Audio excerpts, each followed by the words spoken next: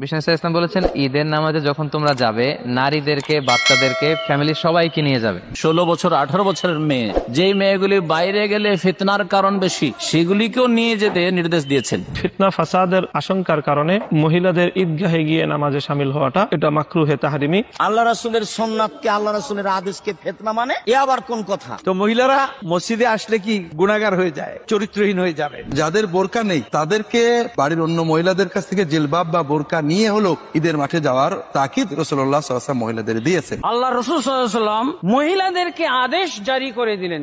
আল্লাহ রসুলের আদেশ কি ঐচ্ছিক হইতে পারে নাকি?